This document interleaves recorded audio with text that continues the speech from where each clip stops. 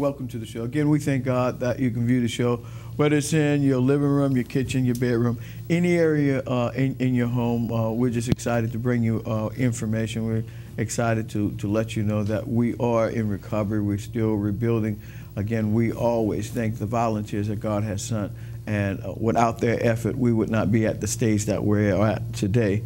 And so we applaud the volunteers, but we also want visitors to go down to the Lower Ninth Ward. We want you to see not only what God will do, but how we're coming back together because of the work of individuals that really, really appreciate bringing this city back.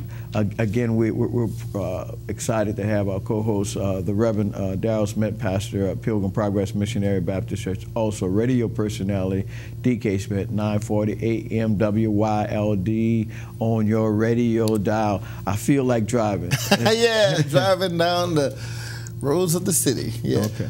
And you take us? Oh, well, hey, that's my line. I'll take you home in style with a smile. 3 p.m. to 7 p.m. Okay. And the other part is that you know what's going on, and I know you have some announcements for us, and I seen your Jazz Fest poster. Oh, yeah. Picture poster, yeah. Yeah, well, yeah. Before I get started, I was going to say, did you miss me? I was gone for a couple of weeks. Yeah. Well, you know, I know you're a busy man. You have to take care of business and stuff like that. And I think our audience always look forward to seeing you and hearing about what's been transpiring and stuff. Well, that's a good point, because I would like to say hello to my neighbors and to those who see me on the street and say, hey, I didn't see you on TV. So it's almost like I won't say a fix, but it's just something a fixture. And I'm being a fixture, so I want to say, again, publicly thank you for being a host and me being a co-host. Okay. Well, the good thing about it is we do have other lives besides this, and so sometimes we have to take care of some other businesses that kind of conflict with our opportunity to come to the studio. Well, I do want to talk about our alma mater. Yeah, do that.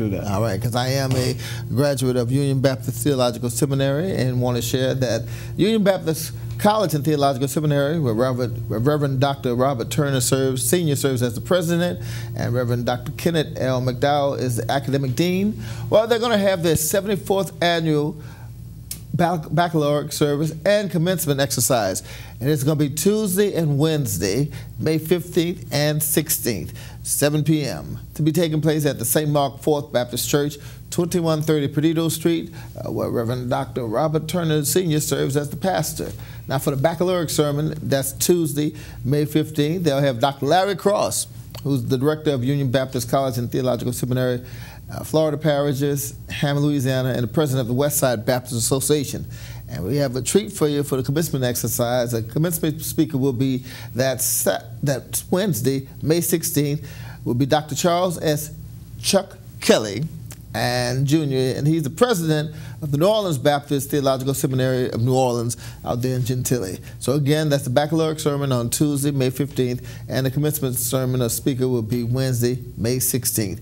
I'd like to just share that if anybody would like to have more information, they can call Dr. Helen McMurray, the register, at 504-522-0580. Again, that's 522-0580. Dr. Helen McMurray. Also, there will be a resource fair, and it's for formerly incarcerated people. And this will be taking place May 16th, and that's 9 a.m. to 2 p.m. at the Suno Gymnasium, and that's at 6400 Press Drive. It's a career and resource fair for formerly incarcerated people, and so if you're a formerly incarcerated person or have criminal history and you're unemployed or underemployed, you could register at your local Job One Business Career Solutions office immediately, and they'll tell you more about it. Be dressed to impress, as they always say. Be dressed for success, so that you can share or secure a career for your desire. Collared shirts, jackets, and closed-toe shoes. Also, sorry, no children allowed. So this is a career and resource fair for formerly incarcerated people. Again, that's May 16th, and it's going to be at the Suno Gymnasium. And my announcement concludes on this side with the Desire Summer Freedom School in partnership with NORDC. I want to say that classes begin June 11th through July 20th, Monday through Friday, 8 a.m. to 3 p.m. at 3101 Desire Parkway, excuse me. And mandatory parent orientation will be Tuesday, June 5th at 6 p.m. It's open to all students who have completed the kindergarten to 6th grades. You need a report card, proof of income, and residency is required. No registration fee, and they'll have camp shirts and backpacks, and we'll tell you about that. For more information, you could contact Kirk Stevens, the academic director, at 504-304-9356. Again, that's 304-9356 for the Desire Summer Freedom School. And, you know, I'm thinking back when I was young, when it was like summer school was... You didn't have summer camp. They didn't have summer camp when you were around. How you know what they didn't have? I know you. How you know they didn't? Did you go to John McDonald? No. You went to McCarty? I went to McCarty. Yeah, they didn't have no summer school. I didn't say they had summer school. I just said I remember the summers. I never did say I remember the summer school. I never did say that. I said I remember summers. Okay, let me get this announcement out. We're going to talk a little bit about what's taking place because coming up is the May session for the Louisiana Freeman General Baptist Association. Right. But we will talk that a little bit later. Let me get this announcement out of the way with the American Red Cross. And you know we're members of the American Red Cross, and we work in the capacity of always outreaching. And so I got this announcement, and the good thing about it, it talks about Saturday, May 19, starting at 9 o'clock, free CPR training. Yeah, free. And that's going to be May 19 at starting at 9 o'clock. But also, there's a workshop. The workshop is a job fair. And the good news is you need to call to make sure, you know, that there's seats, you know, because availability and stuff like that. So space is limited. Yeah, so you definitely need to call. And I got two numbers you can call. You can call 620-3142, 620-3142, or 620-3175, 620-3175. And then, you know, when you call, make sure you call and tell them what your interest is. But that training is free. I love the way you say that, you know? What? Yeah. What? No. And making it personal, we say, you call. You. The audience call, because the reason why I'm saying that is because I did go to... you did your training. I did my training, and I received my certificate saying that I have gone through certified CPR. And one of the things, you know what, I'll share this, and I was saying you because I wanted to be more personal about it and everything. One of the things that came out, besides the training and besides the understanding of what to do and how to do it and everything, and let people know that you're trained in CPR, not to just go up there and play hero, but to be the hero, to be the part. They gave us, and I'm pretty sure you have one too, the little... CPR, yeah. Thing. Well, that's mouth to mouth. Mouth to mouth, yeah. It's the mouth to mouth thing. And so every time I hold on to that, I touch it, I got it on my key ring and everything. That's right. It's just a reminder to remind me the fact that just in case if anything happens, I'll be prepared, you know. And it's almost like, I won't say like a string on a finger or something like that, but it's almost like to say, hopefully I won't have to use it for anything, but just in case if I do, I have the mouth protection where I could say... You have your equipment. I have my equipment, yeah. And that's important because a lot of times... Now, there's another country that what they're doing is they're just doing one part of the CPR training, and they're not doing mouth to mouth. They're doing hand compressions, and they got a well-known actor doing it and everything like that, and it's showing how to do it. And the good thing in our training, they say you do it till somebody can come and assist you. Right, exactly. You keep doing it, keep doing it, keep doing it. Now, having said that, I'm still going to be a little bit personal. You know. Is it me or you? It's me this time. All right. It's me this time. You know, and of course the training was given with the hand pressure and everything.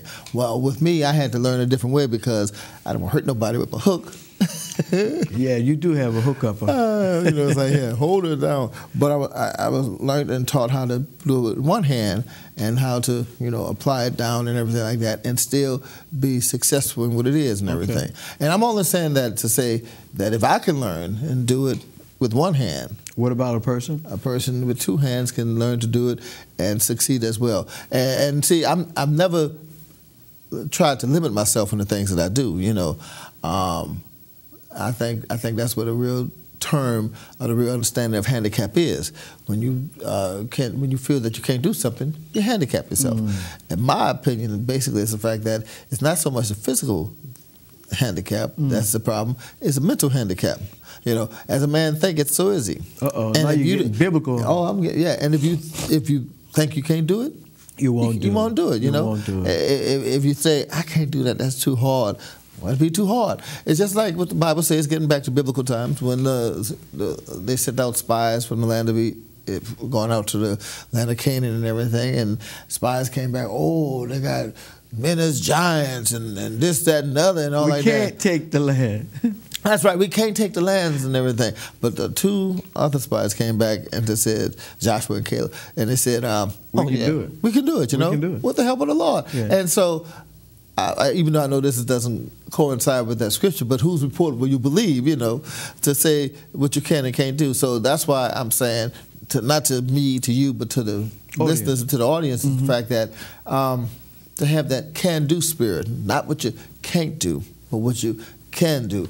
I remember one time I was at a meeting for some preachers and everything, and one of the ministers said this. He said, a lot of people say, you know, with frustration sometimes, I got to go to work. You know, he was like, I probably had a long weekend. I got to get up in the morning, whatever. And I got to go to work. And he said he changed his mind on that because it's not so much he had to say, I got to go to work, but he changed it with the attitude of saying, I get to go to work. It's a privilege. It's a privilege. If you have a job, be thankful that you get to go to work. Yeah. Not that you got to go to work. No, you have something that you to do. Get to go to work, that you get to provide for your family, that you have a means of income, that you get to do the things that you want or can do and everything. Because a lot of people out there that would like to work don't have a job. Don't have a job, you know. And I know times it's hard and everything, but the Lord will make a way. But you got to get it together. I think that's a sermon coming on. Let me ask you before you get to preaching. The association. Yeah. You want to talk a little bit about let me talk about that, to share that that's coming up, and May 27th is the annual day. I think that's that Sunday, that fourth Sunday. Oh, we start the 20th. I know they start the 20th. I want to share that they start the 20th. Getting out my calendar. My trusty calendar. That Friday they're having the musical. Let me go to break, and you'll come back with your trusty calendar and give us all that information. We're going to go to a break, and we'll come back. We'll talk a little bit more about a pending association fellowship coming up, and we want to invite everybody to come out and be participants with it. And Reverend Smith will come back and give us some more information. Stay tuned. We'll be right back.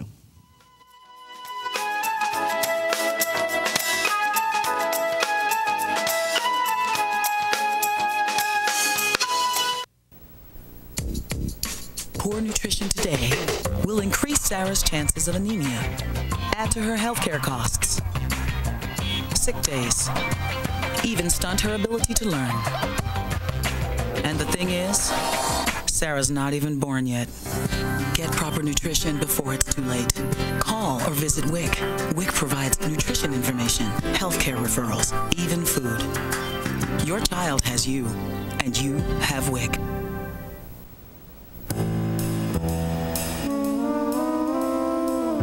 Mrs. Johnson, good to see you again.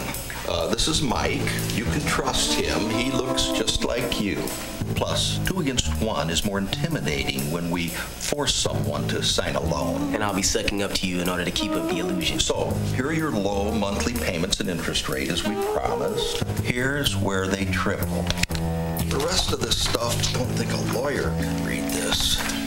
It protects us. Make sure we get your home when you can't pay us back. Such a lovely house. Yeah. But don't worry. We're going to sell you credit life insurance.